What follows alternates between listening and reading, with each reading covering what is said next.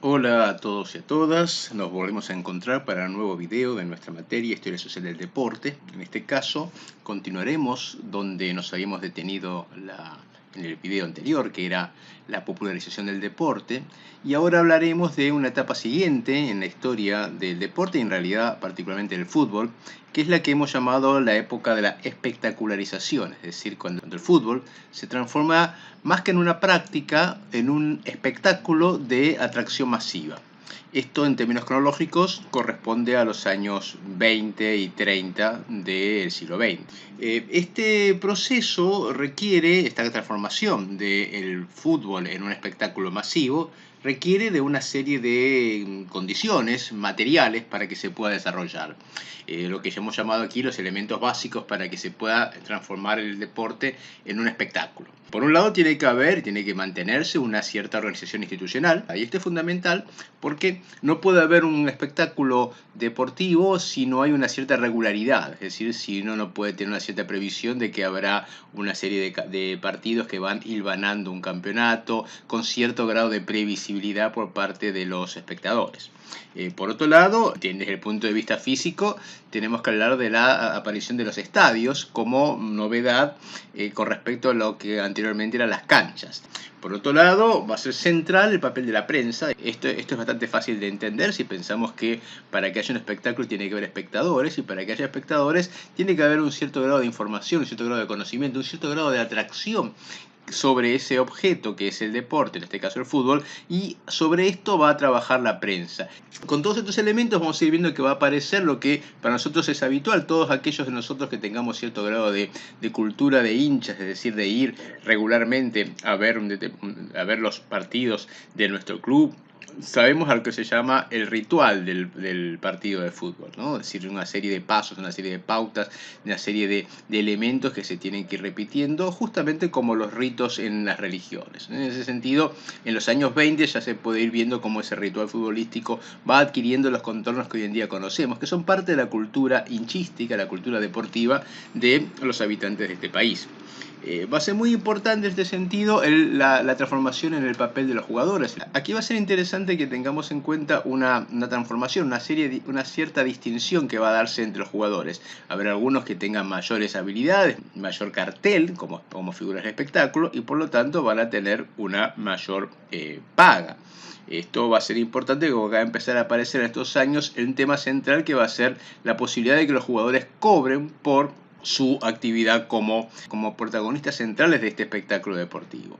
Y esto va a ir en contra de un elemento central del deporte hasta las etapas anteriores, que lo vimos en los videos pasados, que era la idea del amateurismo. Es decir, hasta los años 10 más o menos no se puede poner en discusión, por lo menos abiertamente, que el deporte es algo que se practica por el afán de superación, por el desarrollo moral de las personas o por la mejoría física del cuerpo, ¿no? Como una práctica para mejorar la salud física. A partir de los años 20 empieza a aparecer claramente la idea de que el deporte puede ser visto como también una forma de trabajo, como una profesión. Esto va a dar lugar, como vamos a ver más adelante en esta misma clase, a la profesionalización abierta del fútbol. Pero en realidad esto, como vamos a comentar, ya existía previamente en forma encubierta desde los años 20.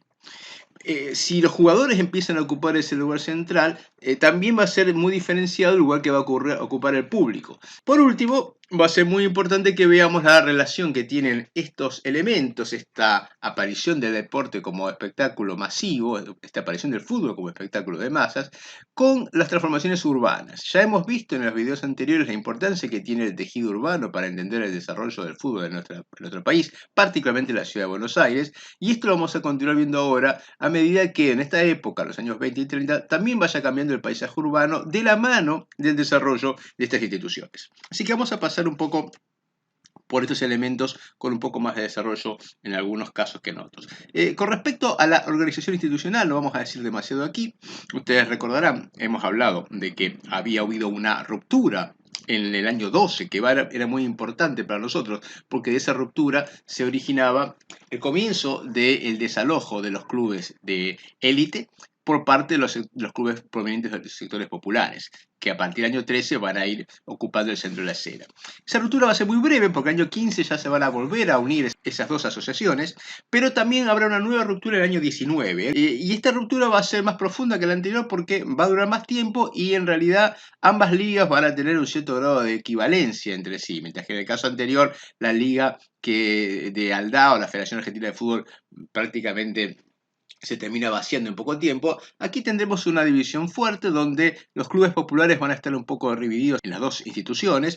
Va a estar Boca, Huracán, Estudiantes en la Asociación Argentina de Fútbol y van a aparecer River, Independiente, San Lorenzo, Racing en la Asociación Amateur de Fútbol. Esta división va a hacer que durante varios años haya dos campeones por año de fútbol, cada uno de una diferente liga. Finalmente esta división termina el año 27 y durará unificada hasta el 31. Ya vamos a ver más adelante a lo largo de esta clase por qué hay una nueva ruptura del 31. Tendrá que ver con el profesionalismo.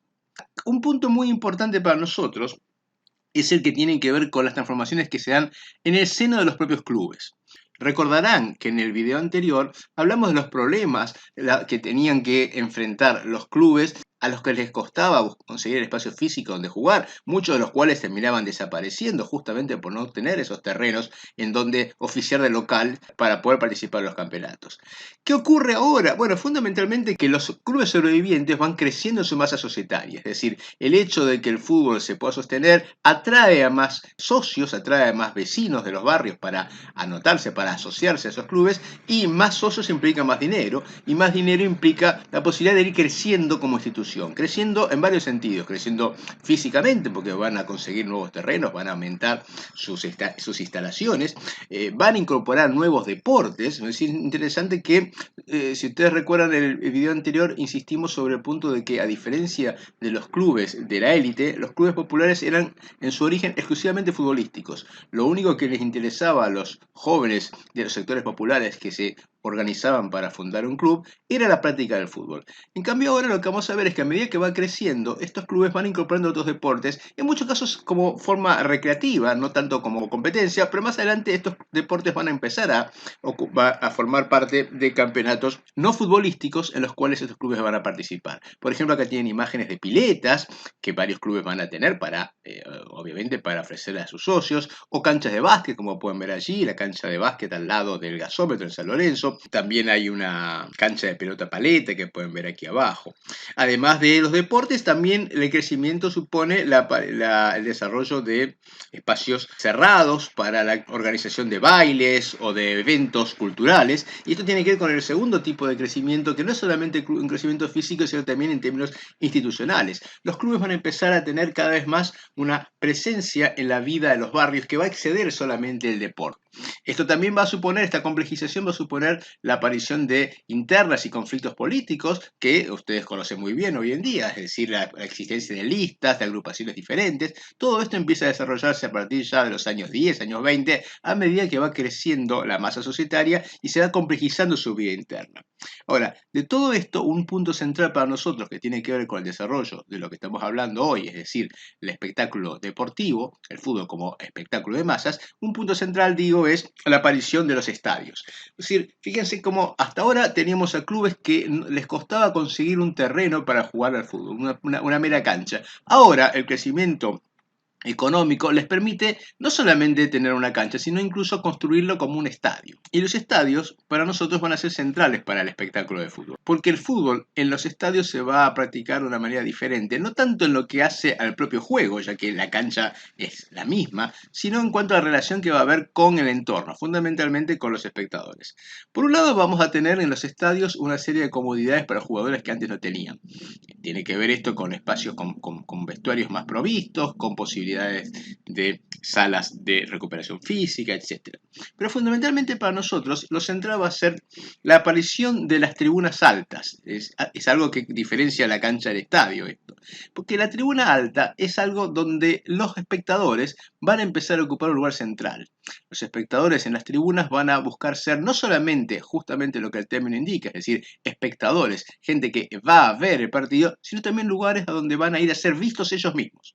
es decir, espacios en los cuales los espectadores buscan ocupar un cierto grado de protagonismo. ¿Y en relación con quiénes? ¿Quiénes son los que tienen que verlos? Los otros espectadores, los espectadores rivales. Este es un elemento que es muy característico del fútbol argentino, y sobre todo del fútbol porteño, y es que por la vecindad, por la cercanía que hay entre los clubes, esto permite que a los partidos vayan espectadores de las dos parcialidades. Por lo menos esto era así hasta hace algunos años. Como ustedes saben, esto ha sido suspendido por temas vinculados con la violencia al interior de los espectáculos deportivos. El hecho de que los espectadores de uno y otro bando sean vistos los lleva a ocupar, como decíamos, el centro de la escena a través de sus canciones, a través de sus banderas, a través de su parafernalia que llevan, y esto va a rápidamente ocupar la atención de la prensa, que va a fomentar un poco esto, porque va a tener que ver con el desarrollo de esta cultura futbolística de la que estamos hablando hoy. En las tribunas, además, se va a dar una diversidad que no veíamos tanto en las canchas, en la medida en que solamente había una única tribuna que en general estaba vinculada con los sectores más de más poder adquisitivo. Ahora vamos a tener una diferencia que hemos visto en un video anterior en el caso inglés, si recuerdan, entre los que ocupan las plateas, los que ocupan los palcos, los que ocupan los sectores populares, etc. Esas diferencias sociales se van a traducir también en el interior del estadio, en estos espacios físicos. Va a ser importante también, como vamos a ver en imágenes ahora, la aparición del alambrado olímpico. ¿Por qué es importante el alambrado? Porque muestra físicamente esta necesidad de marcar los dos espacios, el espacio que tiene que ver con el juego y el espacio que tiene que ver con la tribuna, es decir, con los espectadores. Y es interesante que tengan que hacerlo con alambrado porque eso quiere decir que esas diferencias no eran demasiado nítidas y que los espectadores constantemente intentaban entrar al campo de juego, como ocurrió varias veces, para agredir a los rivales o al árbitro. Entonces, la aparición de los alambrados de alguna manera consagra esta idea del espectáculo deportivo, limitando por un lado al objeto de atención y del otro a los espectadores del mismo. Una limitación, una delimitación que siempre va a estar un poco en discusión. Simplemente como para darles algunas fechas, acá pueden ver más o menos cuándo empiezan a aparecer los primeros estadios de estos clubes de origen popular. Tenemos el Estadio Deportivo Barracas, que va a ser donde justamente se juega el partido contra los Olímpicos, va a ser durante bastante tiempo el más importante del país. Tenemos la cancha Independiente del año 28, que va a ser el primer estadio de cemento del continente. La cancha de River, la primera cancha de River, no la actual, la que estaba en el Libertador y Tagle cuando se muda del barrio La Boca. La cancha de San Lorenzo, el gasómetro, el estadio más grande del país hasta la construcción del Monumental unos 10 años después. Boca y Racing van a también construir sus estadios, pero un poco más adelante. Un interesante ejemplo de esta aparición del espectáculo deportivo es la revista Alumni. Es algo que empieza a aparecer en los años 30, es una revista. Ustedes pueden ver en la imagen esos tableros con una serie de letras y números. Estos tableros estaban dentro de los estadios. Esos tableros servían para que el espectador supiera cómo estaban saliendo los partidos de fútbol que se jugaban al mismo tiempo que aquel que estaban viendo en la cancha. Desde luego, esas letras simbolizan otros equipos, pero no crean que son iniciales. Esas letras eran una clave que la revista Alumni daba a sus lectores todas las semanas. Es decir, la revista Alumni, como anzuelo, como estrategia comercial, le ofrecía la clave donde podían interpretar, como dicen, si ustedes se fijan arriba a la derecha, tiene una imagen sobre esto, o arriba a la izquierda también, cuál es la letra que le corresponde a cada club en esa semana. ¿Qué nos dice esto? Bueno, nos dice cómo se está constituyendo ya por entonces un ritual futbolístico bastante acabado, donde los espectadores no solamente van a ver el partido que están teniendo ante sus ojos, sino que también están interesados en saber cómo van los demás. Y, por otro lado, nos muestra la masividad que tiene el espectáculo. Y, por supuesto, nos muestra la centralidad que tiene el periodismo. Fíjense que en el medio de la cancha tenemos un cartel manejado por una empresa periodística, que compite un poco con el partido que se está jugando en términos de atención. Esta revista termina hacia los años 60, porque empieza a popularizarse la radio portátil, que vuelve absolutamente caduca, que hace absolutamente innecesaria la compra de esta revista y por eso va a desaparecer. Ya que estamos hablando de periodismo, una serie de elementos van a ser importantes para ir viendo cómo va ocupando, como decimos, el centro de la escena, no solamente en términos de sus ventas, sino también en términos de la configuración de una cierta manera de entender el fútbol por parte de los espectadores. Por un lado va a ser muy importante el diario Crítica, que va a ocupar un poco el lugar de la voz del pueblo, es decir, va a ser la representación de los sectores populares, es decir, le va a hablar al hincha. ¿Sí? La diario crítica va a rápidamente encontrar en el fútbol una manera de aumentar sus ventas. Y en realidad en el deporte, porque ya lo venía haciendo esto un poco antes con el boxeo y con las carreras de caballos. Esto va a ser interesante porque va a establecer un contrato de lectura con su público que va a tener que ver con una manera de escribir, una manera de redactar y una manera de reforzar ciertos valores. Va a forjar muy fuertemente una cierta imagen estereotipada de la identidad barrial en relación con las de los clubes de fútbol. Esto es importante porque de alguna manera van a contribuir a forjar esta identificación de los barrios con los clubes de fútbol que los representan. Ahora, por otro lado, otro aspecto muy importante que va a tener que ver el periodismo, donde va a aparecer más bien otros medios, es algo que tiene que ver con lo que llamamos los estilos de fútbol. Es decir, es la idea de que hay determinadas formas de jugar que corresponden con formas de vida. Y esto va a ser muy fuerte en particular con el caso argentino, con la operación que va a hacer la revista El Gráfico hacia los años 20, cuando va a forjar un estereotipo que todavía hoy sigue siendo muy fuerte, en la imagen de que el futbolista argentino se caracteriza, se diferencia de los que juegan en otros países, por su habilidad, por su gambeta, por su picardía, pero cada vez se diferencia porque no tiene tanta fortaleza física, no tiene tanta rigor táctico, no tiene tanta disciplina. Esta contraposición entre un fútbol europeo, inglés, mecanizado, más rígido y más de pizarrón, digamos así, y con menos inspiración, y por otro lado, el fútbol argentino vinculado con la gambeta, vinculado con la picardía, representado como estereotipo por ese pibe de potrero. Esa contraposición es muy fuerte en los años 20 y es interesante cómo el periodismo es el que va a consagrar esta idea que hoy en día ustedes posiblemente la conozcan, es esa idea de que hay una forma argentina de jugar, la nuestra. Y en cuanto a esta relación entre el fútbol y la construcción de la imagen de lo nacional a través de la prensa, es muy interesante, volviendo al diario Crítica, el episodio de la gira de Boca a Europa en el año 1925. Es una gira en la cual el periodismo tuvo mucha importancia, ya que de alguna manera no solamente lo cubrió, sino que un poco la constituyó, la configuró en un acontecimiento de alcance nacional.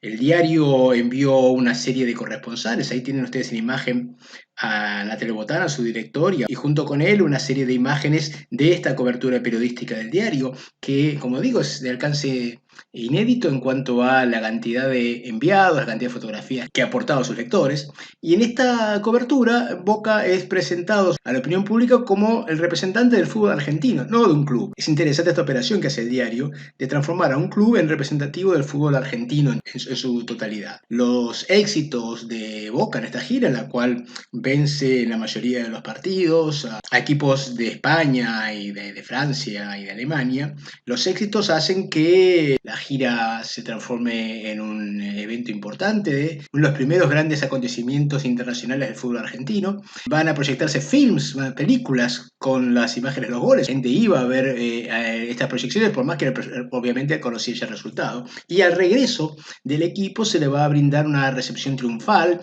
como embajadores del fútbol argentino. De hecho, van a estar ahí dirigentes representando a otros clubes y de hecho al club se le va a dar un título honorífico porque no ha podido jugar el campeonato argentino por esta gira, pero a pesar de eso se le va a dar un título como campeón de honor o algo equivalente. Si ven estas dos imágenes verán algo interesante que tiene que ver con el periodismo. Tanto la de arriba como la de abajo, lo que pueden notar es la presencia de los medios gráficos en el interior mismo del partido, ¿no? Adentro de la cancha. En el caso de arriba pueden ver al fotógrafo ya prácticamente en el borde del área grande, hincado para sacar mejor la foto de perfil, y en la foto de la derecha el fotógrafo ha tomado esa imagen desde atrás de la bruna mientras estaba pateando el penal. Ahora, ¿qué nos dice esto entonces? Bueno, nos muestra los desarrollos técnicos con el fortalecimiento de la cultura de la imagen en relación con la noticia. Para el lector de estos medios era fundamental tener la foto del partido, la foto de la jugada, no solamente el texto, la crónica. Y por supuesto, como estamos diciendo, nos fortalece esta idea del periodismo como componente absolutamente central del espectáculo deportivo. Habíamos hablado de las identidades de los clubes. Esto que vamos a ver aquí es la revista Caras y Caretas, que una revista no era deportiva y ni siquiera una revista popular. Este número que comentamos aquí es del año 34. Les interesa ver cómo aparecen ya claramente forjados los estereotipos de los hinchas de los clubes, ¿no? Boca los Ceneices, River los Millonarios, la Academia, el Ciclón. Nada de esto los debe sorprender porque es lo que nosotros hoy en día conocemos. Es interesante que vean cómo es muy antiguo esto y ya el periodismo hacia los años 20 lo tiene más o menos cristalizado. Ahora, lo que me interesa que vean es, además de estos casos, Otros que no han tenido tanta suerte, porque también muestra cómo lo que conocemos hoy en día son resultado de una operación un poco más afortunada que otras. Por ejemplo, nadie llama a Lanús los pimientos, nadie llama a Tigre los duraznos briscos o a Argentinos Juniors los divorciados, a pesar de que estos fueron intentos de la prensa por forjarles una identidad fácilmente reconocible. Y lo mismo puede verse si pasamos a estas otras publicaciones. Esto es el Diario Crítica, justamente, del año 27. Me interesa que vean cómo ya aparece, por ejemplo, Boca Juniors representado por una especie de italiano gordo y con bigotes, o aparece Chacarita Juniors vinculado con la cuestión fúnebre, ¿no? De negro. Y si pasamos a este otro, que es un poco después, del año 33, también de Crítica, aparece también River como millonario. Aparece la academia ya identificada por Racing, etc. Entonces, insisto, es interesante cómo el periodismo forja estos estereotipos que van a tener mucho éxito como todos nosotros conocemos. Si pasamos ahora a otro punto importante de la ecuación, saliendo del periodismo, vamos a hablar de los jugadores.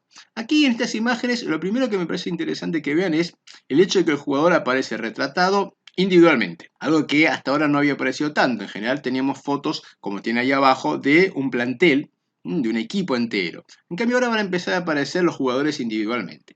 Esto tiene que ver con la idea de que los jugadores van a pasar a ser, como decíamos antes, un poco los protagonistas colectiva e individualmente del espectáculo. Y como individuos van a empezar a tener ciertas prerrogativas y van a empezar a buscar ser remunerados. Y en ese sentido aparece esta fase de lo que llamamos el amateurismo marrón. Se llamaba amateurismo marrón a la práctica por la cual los jugadores, si bien formalmente seguían siendo amateurs porque el club no podía informar de que le estaba pagando, en realidad cobraban por debajo de la mesa, cobraban de alguna manera en forma encubierta un sueldo. Esto era importante porque los jugadores tenían un problema, si no, para la dedicación full time a sus clubes. Imagínense si un jugador tiene que durante la semana trabajar, por ejemplo, como albañil, como empleado de comercio, etc., y los fines de semana tiene que jugar al fútbol, no podía dedicarse por entero al entrenamiento, etc. El jugador entonces va a pasar a ser visto ya en estos años como un trabajador, porque el hecho de que empiece a cobrar, aunque sea en forma informal, aunque sea en forma encubierta, ya empieza a ir delineando una imagen del jugador que no es solamente ahora alguien que se dedica a jugar por cultura deportivista o para mejorar su físico, etcétera, sino como una forma de vida. Como forma de vida, el fútbol va a ser para muchos una forma de ascenso social. Esto solamente puede ser posible en la medida en que el fútbol sea algo remunerado. Y esto es, como estamos viendo, lo que empieza a aparecer en los años 20, aún todavía en forma encubierta. Esta idea de ascenso social supone un fuerte componente meritocrático, es decir, la idea de que los jugadores que mejor cobran son aquellos que tienen más cualidades. Esto supone una división en el interior de los jugadores, es decir, una diferenciación que anteriormente no se daba en forma tan abierta. Es decir, que hay jugadores de diferentes categorías. Aquellos que ocupan la categoría más alta son aquellos que tienen mejores condiciones que el resto. Y con esto llegamos a esta imagen de la que venimos hablando, de los jugadores estrella. Aquí, por ejemplo, esta imagen del equipo de Boca. Vean abajo la aparición de las publicidades, ¿no? Aparecen los cigarrillos particulares o los cigarrillos Gavilán, que también van a estar vinculados con esta imagen del estrellato. Esto no solamente va a ser en forma colectiva, como en este caso con un club, sino también en forma individual. Van a empezar a aparecer jugadores protagonizando publicidades gracias al reconocimiento que van a tener por parte del público. Es decir, la cara del jugador va a pasar a ser reconocida por parte del público. Y por supuesto en esto tiene un lugar central la prensa. La prensa es algo que construye la imagen del jugador, vende la imagen del jugador. Con esto, como estamos diciendo, podemos plantear esta confluencia entre el fútbol y otros productos de entretenimiento masivo como el cine, como el teatro, como la música.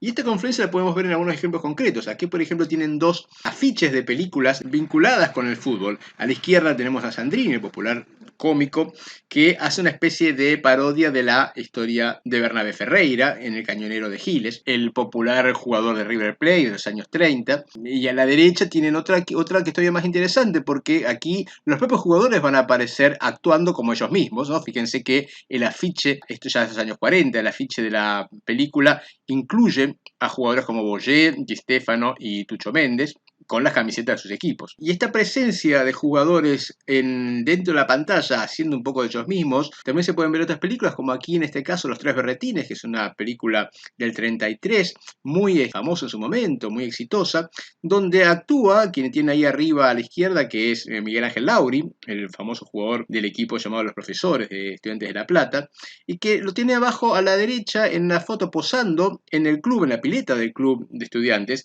Es interesante la imagen porque si yo no os dijera de quién se trata, ustedes pueden imaginarse que es un actor de cine, ¿no? O un cantante famoso, rodeado de sus admiradoras. Y por supuesto es una foto que está elaborada con ese criterio por parte del periodismo, que busca de alguna manera, como vemos, fortalecer esta imagen de Lauri como estrella, en este caso de fútbol, pero como vemos también del cine. Si salimos del cine podemos ver esto también en la música. Acá tenemos dos imágenes, dos portadas de discos de tango, tangos vinculados con los clubes. Acá tienen un tango de Independiente, un tango milonga y en otro caso uno de Racing. Y si pasamos a Boca, acá tenemos varios tangos, no solamente de Boca Juniors, sino también de jugadores particulares. Como pueden ver ahí abajo está Cherro, una de las figuras más conocidas de Boca de los años 30. Arriba está Tarasconi, otra figura muy popular de Boca Juniors de estos años. Entonces, como vemos, tenemos ya para los años 20 y 30 claramente desarrollada esta transformación del fútbol en un espectáculo, en un objeto de consumo de masas y en los jugadores en los protagonistas centrales de ese espectáculo. Como protagonistas centrales lo que van a hacer en el año 31 es reclamar por sus derechos.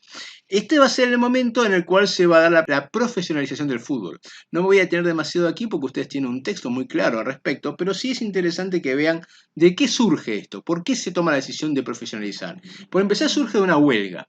Los jugadores entran en huelga antes de seguir. Ya noten esto como algo muy importante porque nos muestra al jugador como ocupando el lugar de trabajador. ¿Qué reclaman? Lo que reclaman es el pase libre, es decir, la posibilidad de que ellos puedan decir por su cuenta en qué club jugar. Como ustedes saben, esto no es posible porque son los clubes los dueños de los pases de los jugadores, que lo compran y venden entre dirigencias. La huelga del año 31 va a impedir que comience el campeonato. Va a suponer un importante problema para la Asociación de Fútbol y para el periodismo, que va rápidamente a darse cuenta que sin fútbol no puede vender, lo cual va a generar que se busque la participación del propio gobierno nacional. Es interesante que la importancia que ya había adquirido el fútbol hace que en esto, que es un conflicto absolutamente interno de la asociación, intervenga el gobierno. Y finalmente lo que se va a tomar como decisión, como solución al conflicto es no darles la razón a los jugadores, pero sí ofrecerles la adopción abierta del profesionalismo. Es decir, que se haga en público lo que todos sabían que se hacía encubiertamente, que los jugadores cobraban por su trabajo. Esto no es un cambio menor, porque el hecho de que el fútbol sea profesional le permite a los jugadores tener contratos, tener un salario fijo y no depender de la voluntad de palabra de los dirigentes. Y poder dedicarse full time al fútbol y no como una actividad secundaria. Esta adopción del profesionalismo en el año 31 no va a dejar de generar conflictos y de hecho va a producir la última gran ruptura de la Asociación de Fútbol, que es la de que va del 31 al 34, cuando un conjunto de equipos no acepten el profesionalismo y se mantengan en la Asociación Amateur de Fútbol. Los clubes que sí lo van a aceptar van a formar la actual Asociación de Fútbol Argentino. La AFA, como la conocemos nosotros, nace en el año 31 justamente por la adopción del profesionalismo en ruptura con la antigua Asociación Amateur. Esta existencia de dos ligas va a durar poco tiempo, hasta el año 34, cuando se vuelvan a unificar. Pasemos al último elemento que nos queda de la ecuación del espectáculo futbolístico, el público. Para los años 20 ya tenemos claramente desarrollados estos elementos que forman el ritual de la cancha. Ya tenemos un conjunto de hábitos incorporados, ya tenemos el desarrollo de la cultura hinchística que va a suponer una serie de juicios de valor acerca de lo que corresponde y lo que no corresponde, lo justo y lo injusto, la idea de la relación con la autoridad, es decir, con las decisiones que toma el árbitro, la relación que van a tener con los otros actores, por ejemplo, con la policía, con los hinchas rivales, con los jugadores contrarios, etc.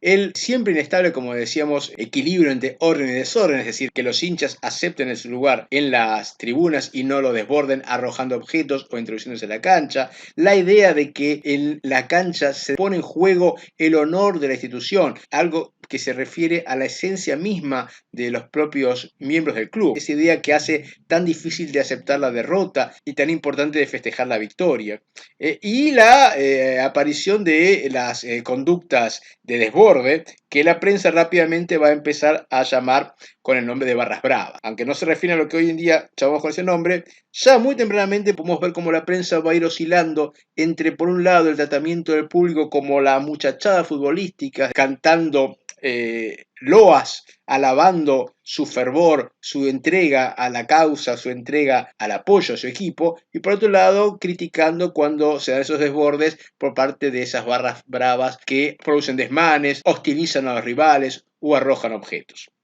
Algunas imágenes muy rápidamente sobre esta presencia masiva de lo popular en las canchas. Se pueden ver ahí cómo aparecen ya trepados a árboles o a torres o a los techos de los edificios vecinos como para poder ver el partido y seguir siendo espectadores. O este elemento tan central en nuestra cultura futbolística como son los puestos de comida que empiezan rápidamente a aparecer cerca de las canchas. Y lo que decíamos antes, ¿no? La posibilidad de que constantemente se rompa ese orden y por lo tanto la necesaria presencia de determinados obstáculos para que esto se produzca, como por ejemplo la presencia de la policía adentro y afuera de la cancha, o los alambrados van a tratar de contener a esa presión popular, y en algunos estadios la aparición de los fosos entre la tribuna y la cancha. Habíamos hablado de los cambios urbanos que eran importantes en este desarrollo de la cultura del espectáculo futbolístico. En los años de los que estamos hablando, se va a continuar dando ese desarrollo del tejido urbano hacia el exterior del casco céntrico a partir de comienzo del siglo XX. Esto en los años 20 y 30 va a continuar y van a empezar a aparecer nuevos barrios. Una novedad importante, la aparición de nuevos medios de transporte. Y es importante porque hasta ese momento los medios preponderantes eran los que unían el centro con la periferia. Fundamentalmente los que hemos visto en el video anterior, el ferrocarril y los tranvías. Pero ahora van a aparecer, a partir que se desarrollen medios de transporte como los camiones y los colectivos, formas de transporte que conecten los barrios entre sí, no solamente a través del centro. Esto es muy importante porque es lo que permite que, por ejemplo, hinchas de un equipo que está situado, por ejemplo, en la zona sur de la ciudad, pueden ir a ver su partido si juega en una cancha en la zona norte, cosa que antes era mucho más complejo en la medida en que no había una conexión interbarrial. La aparición de los colectivos y los camiones, los llamados camiones bañaderas, el nombre que tenían porque no tenían cubierta en la parte trasera. Esto, hacia los años 20, va a permitir un aumento mucho mayor del público que va a acudir a los espectáculos deportivos. Habíamos hablado de la integración de los clubes con la cultura barrial. Acá pueden tener algunos ejemplos en las fotos. Fíjense cómo esas imágenes hablan de la presencia del club en la vida del barrio, festejando los campeonatos, ocupando el espacio público allí y considerándose a sí mismos como la encarnación de la identidad del propio barrio. Esto también supone también la posibilidad de que las instituciones no sean solamente algo vinculado con el deporte, sino también con otras actividades culturales vinculadas con el barrio, integradas a la vida del barrio.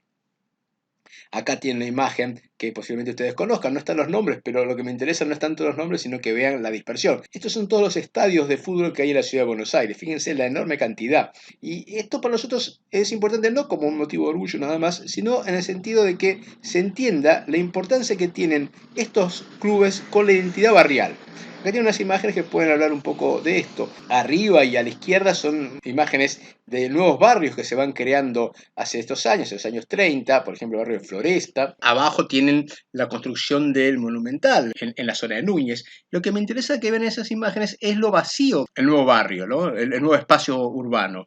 Y en ese sentido, el club lo que hace es generar un poco una marca identitaria en un espacio que hasta ese momento no tenía ningún rasgo propio. La existencia de instituciones deportivas en, por ejemplo, la zona de Núñez o en la zona de Floresta, va a permitir a los habitantes de esos nuevos barrios darse una identidad que no preexiste al club. A diferencia de lo que ocurre en otros barrios, por ejemplo el barrio de La Boca, que ya tenía una identidad muy fuerte por la inmigración que se había producido en esa zona. Para ir terminando, algunas referencias a grandes espectáculos deportivos de los años 20 y 30. En la primera, una de las más conocidas, es la gran pelea que va a protagonizar Luis Ángel Firpo, el boxeador argentino, con el campeón norteamericano Jack Dempsey en Estados Unidos en el año 23. Ahí tiene arriba la foto de Firpo sacando del ring a Dempsey. Lo importante es que esta pelea fue seguida por atención por millones de personas en la ciudad a través de la radio y a través de la prensa. En el año 24 se produce el partido al que me refería antes entre Argentina y la selección olímpica uruguaya, que venía de ganar el campeonato de fútbol en los Juegos Olímpicos de París. En el año 25 se produce la mencionada gira de Boca por Europa, que iba a ser enormemente popular y que va a ser seguida por el público argentino a través de la prensa. En el año 28 se produce la final del Campeonato Olímpico de Fútbol en Amberes, en Bélgica, donde Argentina va a ser derrotada por Uruguay. Y el año 30, nuevamente una final perdida con Uruguay, ahora del primer Mundial de Fútbol. Todos estos espectáculos van a recibir, como pueden ver en esta imagen, una enorme atención por parte del público. Acá a la izquierda tienen la imagen del público agolpado frente a las oficinas de la prensa que retransmite a través de parlantes la narración del match. Y a la derecha lo mismo con la semifinal, es una foto de la semifinal de Argentina cuando le vence a Estados Unidos en el Campeonato del Mundo en Uruguay. Entonces, como vemos, con esto tenemos ya bien cristalizada esta imagen a la que referíamos con la idea del fútbol como espectáculo masivo. Nos vemos en el próximo video, donde vamos a hablar ahora de lo que ocurre en Argentina a partir de los años 40 con los gobiernos peronistas. Saludos.